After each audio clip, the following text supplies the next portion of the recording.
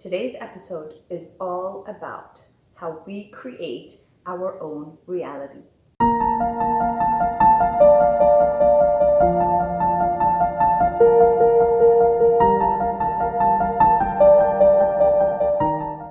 Basically, my world is created through my own eyes.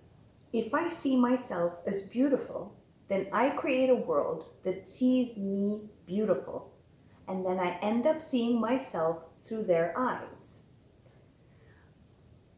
Others are like mirrors of my own thoughts and my own beliefs about myself. The world reacts according to my perspective of how the world sees me. So let's start with this. I've always found it really interesting how someone can be really unattractive and yet they are super attractive at the same time. I'm sure you've gone through this. So yes, I've always heard how others share. So you've experienced this where you look at this woman or this man and they're passing by and you know they're not pretty or attractive in any form.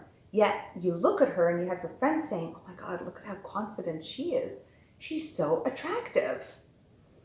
And there are other times where a very beautiful woman or man walk by and the comments are very different. They're like, wow, what a hottie, but I would never go for him or her. And that in itself blew my mind. So as I looked into this phenomena a lot deeper, I realized that it was a lot more than just confidence. It was a deeper feeling. It was something else. It was almost as if that person really saw themselves with such respect and love that their inner dialogue was peaceful and loving to them.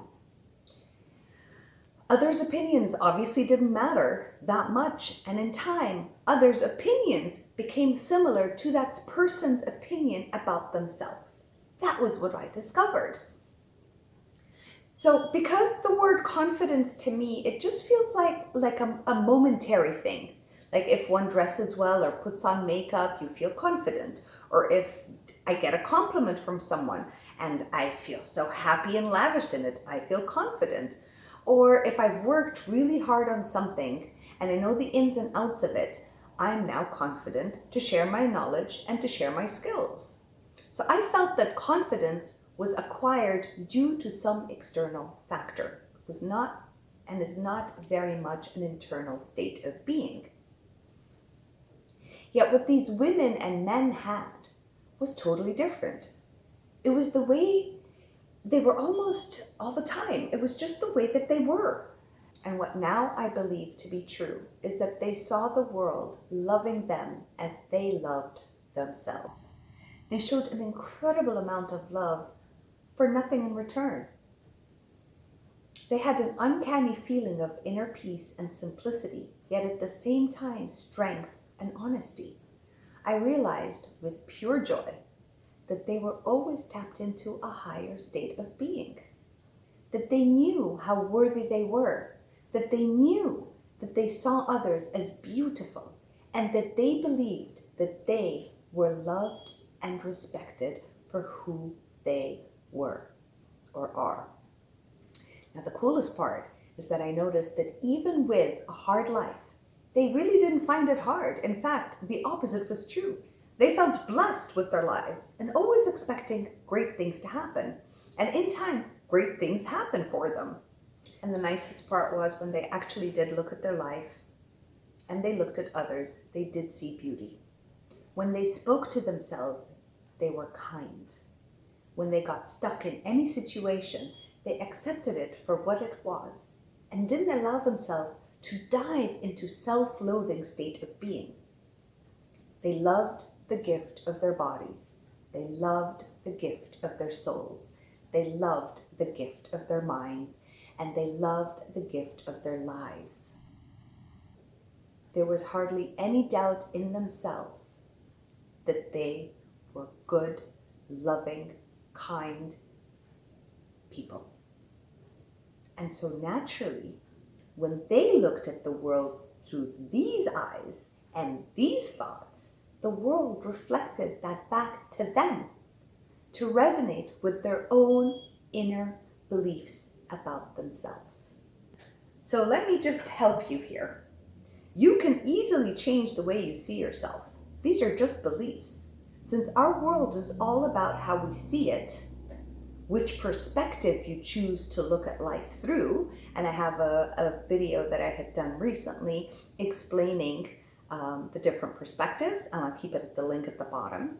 But once you see yourself as pretty, smart, great at what you do, that others enjoy your presence and you enjoy theirs, then there is no way, no possible way to attract anything less than that into your own world. Your mental interpretation of yourself in the world is on your insides. I interpret life according to how I feel about myself. And when my mental thoughts and interpretations are, good job, brain, love your body, gained weight, didn't gain weight, I just love it, it's a miracle, this body. I love hanging around people, people love hanging around me. I'm so funny, I am creative, I'm such an artist, I am super intuitive. Whatever that is, without the other negative talk, beliefs that, oh, I'm too shy and I feel awkward around people, or I can't really be myself because nobody really listens to me when I talk, or oh, I'm not that pretty, I've got thunder thighs and and my boobs are too small, or oh, my hair is, it's just a disaster, and none of that self-talk that is always putting you down. Therefore, when you look at life and somebody is showing kindness, your mind is saying, well, this is momentary. Wait until they see the true me, or wait until they notice that I have no confidence, right?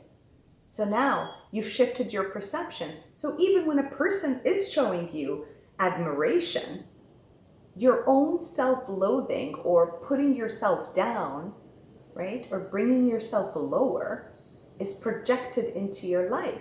And that is the window. Our eyes are the mirrors of how we perceive life.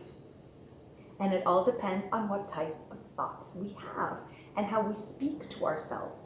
Do we speak in kindness and in love and in appreciation? Or are we speaking in anger and humiliation and disrespect to ourselves?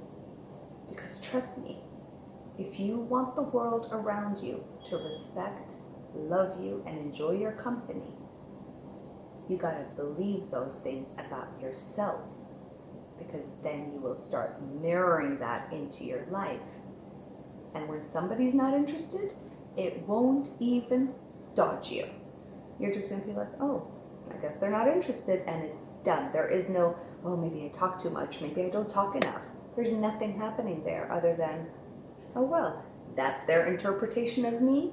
I know I'm good. I have no interpretation about them except I hope they have a good life. And that is how, my dear, dear souls, we perceive our lives, through the lens of our eyes, according to the thoughts that we have that interpret what we see. I hope this was helpful, and if you need to figure out how to move forward with this, leave me your comments, ask me more questions. I'm very available to respond.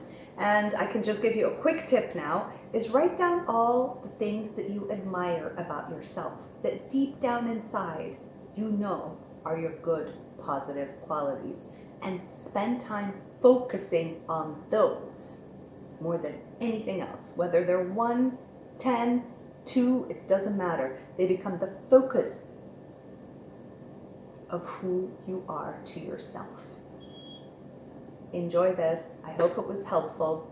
Take care, and I'll see you on the next awakening.